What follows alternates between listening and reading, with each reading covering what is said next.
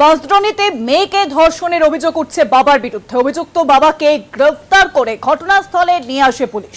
ক্ষোভে ফেটে পড়েন এলাকাবাসী। টায়ার জ্বালিয়ে বিক্ষোভ এলাকাবাসীর দাবি অভিযুক্ত বাবার সঙ্গে গ্রেফতার করতে হবে মাকেও। পুলিশের সঙ্গে বচসা এলাকাবাসী।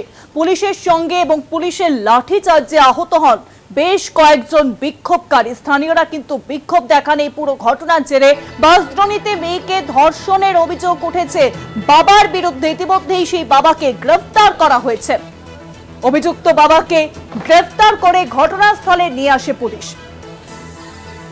ক্ষোভে ফেটে পড়েন এলাকাবাসী এবং যার জেরে কিন্তু আপনারা সেই ছবি দেখতে পাচ্ছেন এখন কলকাতা টিভি পর্দায়। এলাকাবাসীরা কিন্তু ক্ষোভে ফেটে পড়েন। পুলিশের সঙ্গে বচসায় জড়ান এলাকাবাসীরা।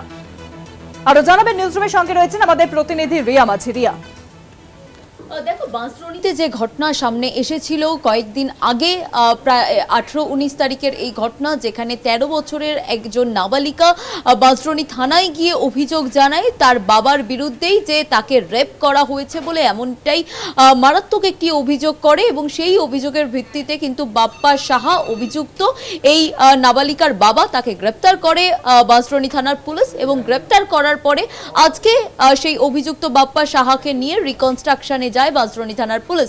এবং সেই রিকনস্ট্রাকশনে যখন যায় তখনই কিন্তু স্থানীয় বাসিন্দারা এই বাপ্পা সাহা অভিযুক্ত তাকে দেখে রীতিমতো ক্ষোভে ফেটে পড়ে এবং এই একাধিক তাদের যে দাবি দাবা আছে সেগুলো পুলিশের উদ্দেশ্যে তারা বলতে থাকে যে তাকে শুধু গ্রেপ্তার নয়, তার যে স্ত্রী রয়েছে তাকেও গ্রেপ্তার করার কথা তারা দাবি জানায়। এবং সেই দাবি এবং পুলিশের সঙ্গে তাদের হট অল্টারেশন হয় এবং তারপরেই কিন্তু পুলিশের তরফ থেকে লাঠি চার্জ করা হয় বলে কিন্তু এমনটাই দাবি তোলেন এই স্থানীয় বাসিন্দারা। তারা জানায় যে পুলিশ তাদের উপরে লাঠি চার্জ করে, তাদেরকে কোনো রকম ইন্টিমেশন দেওয়া হয়নি সেখান থেকে সরে যাওয়ার জন্য, উল্টে তাদের উপরে লাঠি চার্জ করে এবং তাদের যে দাবি দাবা সেগুলোতে কোনো মান্যতা দেয়নি। এই বাপ্পা সাহা, এই বাপ্পা তার যে অভিযুক্ত তার বিরুদ্ধে আরও একাধিক যে বক্তব্য তারা রাখছেন এবং তারা বলছেন যে বাপ্পা এর আগেও তার বিরুদ্ধে স্থানীয় বাসিন্দাদের অনেক অভিযোগ ছিল, কারণ সেই অভিযোগে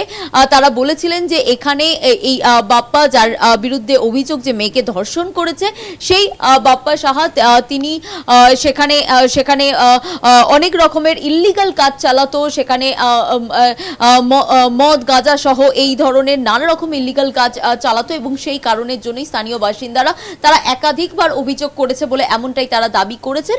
এবং পুলিশ আজকে তাদের উপরে লাঠি চার্জ করেছে বলে এমনটা দাবি করছে। কিন্তু অন্যদিকে পুলিশ যেমনটা জানাচ্ছে বা পুলিশের সূত্র মারফত আমরা যেমনটা জানতে পারছি যে পুলিশ বলছে যে রিকনস্ট্রাকশনে নিয়ে যাওয়া হয়েছিল অভিযুক্তকে নিয়ে এবং যেই সময় তাকে নিয়ে রিকনস্ট্রাকশনে নিয়ে যাওয়া হয়েছিল সেই সময় যেহেতু কাস্টাডিতে রয়েছে, পুলিশের কাস্টাডিতে রয়েছে একজন অভিযুক্ত, সেই সময় যদি কেউ তার উপরে কোনো রকম হামলা চালায় সেক্ষেত্রে পুরো দায়ভারটাই চলে আসবে পুলিশের ওপরে, যে পুলিশের কাস্টাডিতে থাকাকালীন কি করে তার উপরে হামলা হলো এবং সে তার রুখতেই কিন্তু পুলিশের তরফ থেকে পাল্টা পদক্ষেপ নেওয়া হয় বলে এমনটাই কিন্তু পুলিশের তরফ থেকে জানানো হচ্ছে।